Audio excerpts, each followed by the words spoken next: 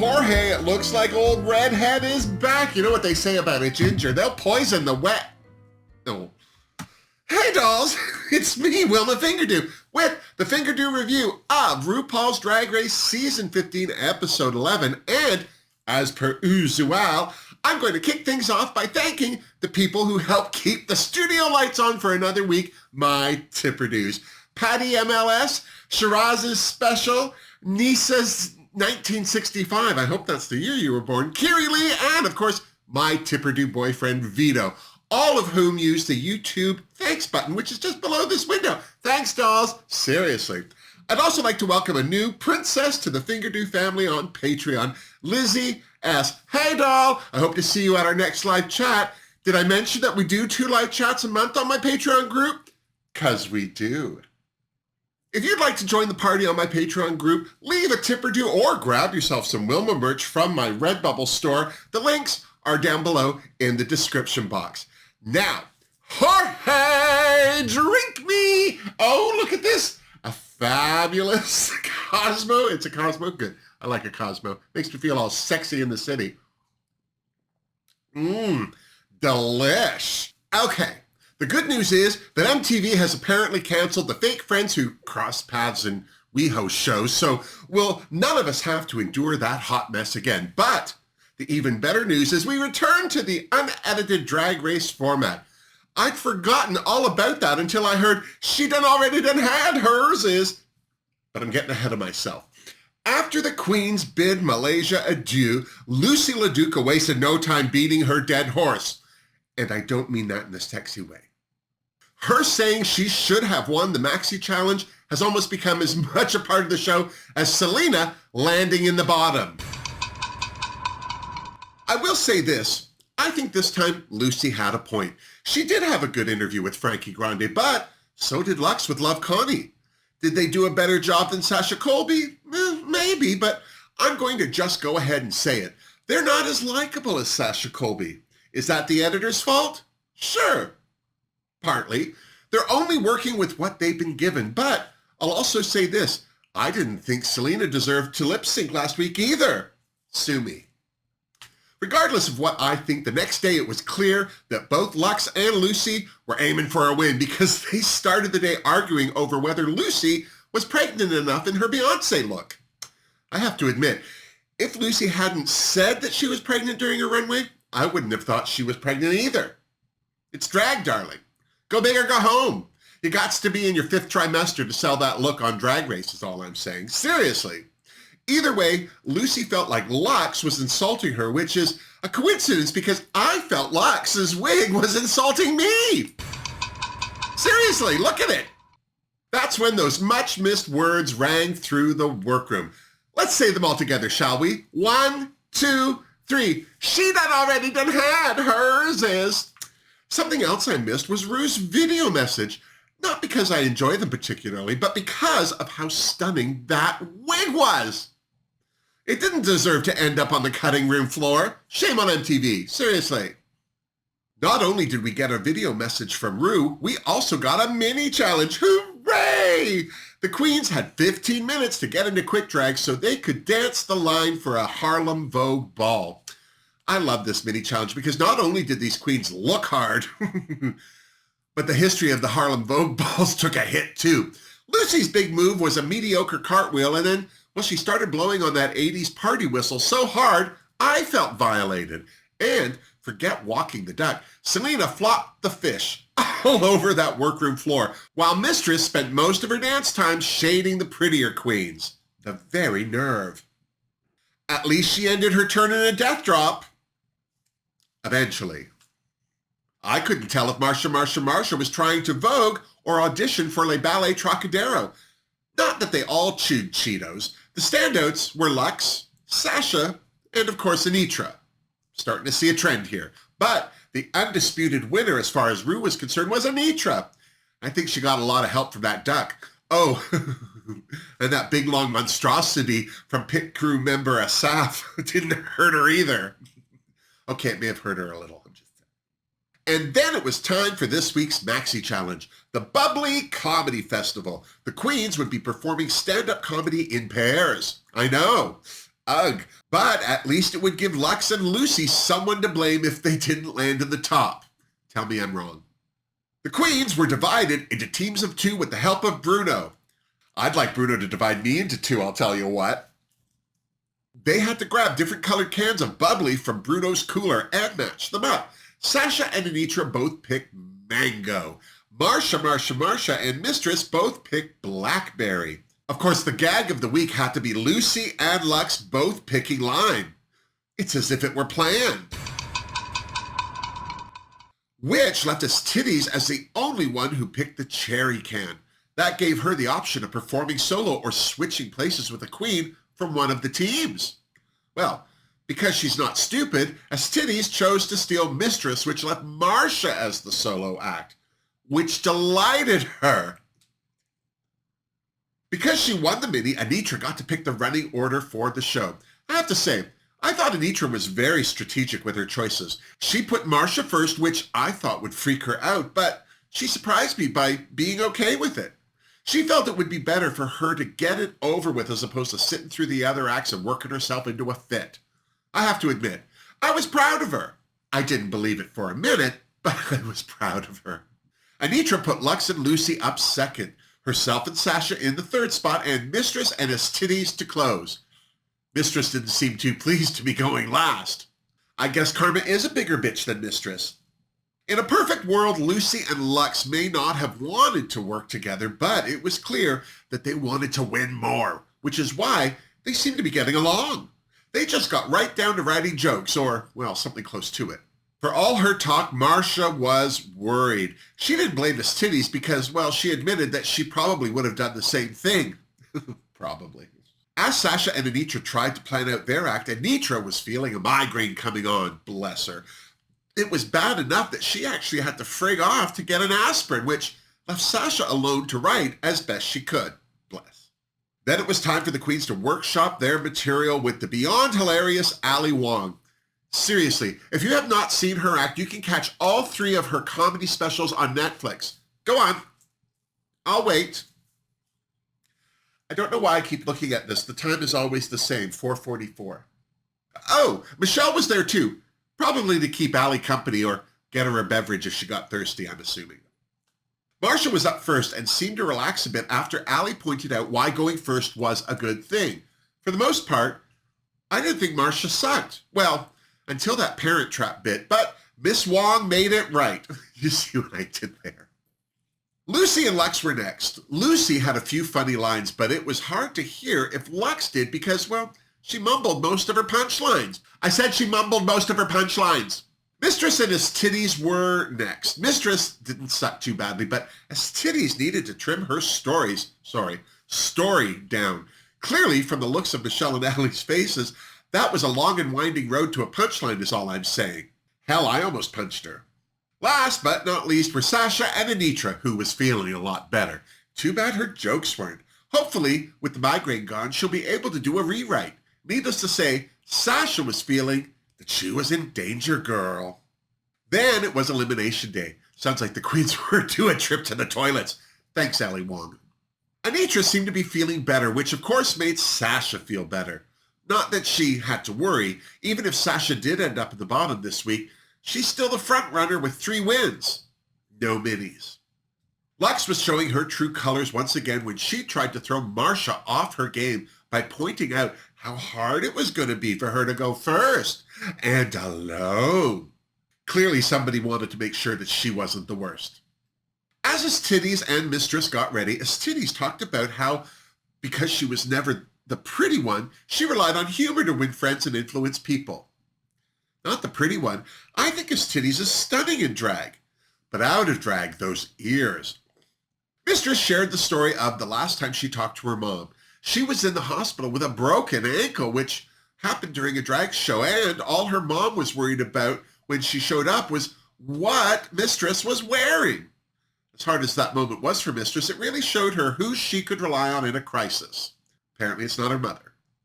And then it was on to the main stage. I have to admit, I hated Ru's look until I realized that it was made entirely out of bubbly pull tabs. Don't get me wrong. I still hated it. But now I thought it was clever. Can I just say, I love that the judges panel was an all-female affair. Michelle Visage was looking radiant as always. T.S. Madison was looking all kinds of mermaid loveliness, and Ali Wong admitted that her cat needed to be taken out for a meal. Or something like that. I wasn't really listening. Without delay, it was on to the bubbly comedy festival. Marcia, of course, went first, and the only good thing I can say about that is, well, that she was also done first. We got lots of time to get over her performance, is what I'm saying. Next up was Lux and Lucy, and I have to admit, I loved their set. Lux was funny, but to be fair, a lot of her jokes did well because Lucy set her up for success. I'll bet that's as close to being called a straight man as Lucy will get in her life, I'm just saying. Sasha and Anitra were up next, which was too bad. Not only were Lux and Lucy a hard act to follow, but Sasha and Anitra's act was DOA. For some reason, it was very Laganja Estranja heavy, which is too bad because I don't remember Laganja's comedy act from season 6 being all that funny either. Luckily, neither does Estranja. Finally, it was Mistress and Titty's turn. I was so happy that Titties did well. She was charming, funny, and didn't ramble. What can I say? She killed it.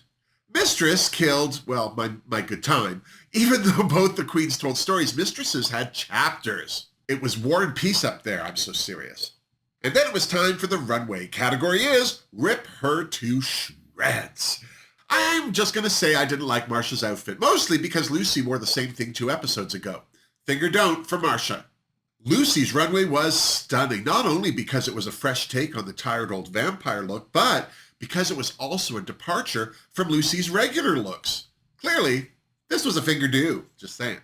Lux's ode to Rue's wee-wee pole, not like that, was not only gorgeous, but it was a great way to suck up to Mama Rue. So I gave her a Fingerdoo, just saying. Sasha's torn denim and rhinestones was stunning enough for a Fingerdoo as well. Anitra's shredded catsuit was absolutely flawless, so I had no choice but to give her a Fingerdoo. I have to say, Titty's explanation of her look helped sell it, but it was far from being my favorite of the night. Still, Fingerdoo for Titties. Mistress's torn Madonna Monroe dress was cute, so I gave her a Fingerdoo as well. And then it was time for the judges' critiques. Because there were only 7 queens left, no one was safe. It was clear that the judges didn't think Marcia did a good job opening the show. She seemed to forget the advice Ali had given her, and Michelle called her out for her Lucy look, I'm just going to say. Up next was Lucy, and Michelle loved her look because, well, it was different from her usual outfits, while Ali complimented her on her stage presence during the performance. Lux was another one who the judges loved during the comedy show, but her runway made Rue take a walk down memory lane that was emotional. Probably because it was a long walk. Sasha was clearly not as funny as the judges would have liked, but T.S. Madison was living for her runway, and Ali was impressed with her fresh new take on making fun of Michelle's testicles. See, that was a mouthful. Anitra clearly was not as funny as Sasha, but what was worse was her obvious lack of confidence, which definitely surprised Rue. That said, T.S. was living for her runway. Titties was next, and Michelle loved how she got to the point with her humorous story, but Ali wasn't as impressed with her runway. Last but not least was Mistress. Thank goodness the judges liked her runway because none of them were a fan of her performance, I'm so serious. Back in the Untucked Lounge, the tables had turned. Top queens were now bottom queens were in the top, and Mistress was being supportive and not gaslighting anyone. Okay, I went too far. Even I didn't believe that one. Lux once again not only sang her own praises, but she also complimented Lucy on how well she worked with her. Titties was secure in the fact that even though her runway was not a showstopper, her stand-up was. Well, enough so that she was expecting to be safe for a change. And so she should, just saying. The queens who weren't feeling safe were definitely Anitra, who wasn't too worried about having to lip-sync, clearly, but it had Mistress hoping to avoid lip-syncing against her. The idea of having to lip-sync was definitely taking its toll on Marcia Cubed. All she could do was pray for a double Shantae and cry. Who wouldn't? Mistress's drag mother, Chevelle Brooks, had a video message for her reminding Mistress to stay focused and not embarrass her. I have to say, I wasn't surprised that Chevelle revealed that Mistress bullied her into taking her on as a drag daughter. That sounds right. Ali Wong also showed up for a kiki. She gushed over all the queens and told them how much her daughters loved the show. And then, when she dipped into bukkake territory, Justin, the PA, rushed her back to the judges' table, just when it was getting good. And that wasn't all. Estini's brother, Daniel, also popped up in a video message that had her misting around the edges because, well, they hadn't been talking for the last 6 years. But that wasn't all. Estini's parents and sister also had a video message of love and support for her. It was nice to see Estini's tear up in a positive way. Of course, her sharing that her mom was struggling with stage 4 cancer wasn't happy, but that didn't dilute the love that was in the air. Seriously. Back on the main stage, Ru surprised everyone by announcing that both Lucy and Lux were this week's winners. Thank goodness. Let's hope that this will stop their whinging and whining. Chance will be a fine thing. Estini's was safe, finally. Let's hope that for her sake, this is the start of an upswing for her. Sasha was also safe, and for a second week in a row, Mistress avoided being in the bottom. Much to her relief, I'm so serious. Which left landing in the bottom this week were Marsha Cube, no surprise there, and Shock of Shocks, Anitra. Needless to say, no one was expecting Marsha to survive this lip sync, including me. But what did surprise me was that she didn't make it easy for Anitra. They both had to lip sync to Boss Bitch by Doja Cat, and both these queens showed off their Boss Bitch energy. I was totally impressed by Marsha. She showed off all her tricks, including a walking bridge, but Anitra, being Anitra, free-willing over her without breaking a sweat. It was clear both these queens wanted this bad. So much so that I thought we were going to have our first double Shantae of the season. But no, Ru gave the solo win to Anitra, and sadly, it was Marsha who sashayed away. I'm guessing Ru felt she still wasn't wearing near as much makeup as she'd like, or she was just jealous that Miss Cube needed less. I don't know. We're not friends. So, there you have it. We're down to the final stretch with 6 queens left in the race. Do you think there should have been a double Shantae? Or did Marsha deserve to sashay away? Should either or both these queens have even been in the bottom? There's no denying that Marsha sucked rocks in that comedy challenge, but she was flying solo. Seeing as Team Luxie DeLuca shared the win, should Anitra have shared the loss with Sasha? And speaking of Team Luxie DeLuca, do you think we'll finally catch a break from all of their me's, or has the beast been unleashed? And by the beast, I mean Lucy. All we can do is tune in to RuPaul's Drag Race next week to see how it all plays out. And when you're done, you come on back and you see me so you and I can compare notes. Now, before you go, remember to give this video a thumbs up if you liked it, subscribe to my channel if you haven't, and if you want to support the Fingerdoo review even more, there are links to leave a tipper-doo, join the Fingerdoo family on Patreon, or even grab some Wilma merch from my Redbubble store in the description box down below. Until next week, miss me! Mwah! Seriously, Jorge. Ooh, I've ignored my Cosmo. How unsexy in the city of me. Oh my God, I'm so sorry that Marsha went. Not that I expected her to win, no offense. She wasn't gonna win. But next week is the Rusical, and she really wanted to do that. I would have liked to have seen Marsha do the Rusical for her own sake, possibly win it for her own sake, and then go home. But I guess we'll never know. I can see why Sasha and Anitra didn't wind up in the bottom. Production didn't want one of them sending the other one home, because I think that if things are going the way everyone's saying production is pushing it, Anitra would have gone home, and I don't think anyone wanted her to go home yet. And you couldn't avoid putting Marsha in the bottom. No offense, she really was, out of the whole group, the worst. But as I say, if Lux and Lucy won as a team, why weren't Sasha and Anitra in the bottom as a team? But then why have a solo act if you're not going to judge? This is why I'm glad I'm not on production. I just watch it and accept what comes. I don't care. It's just a TV show. It's my favorite TV show, but still, I'll get over it.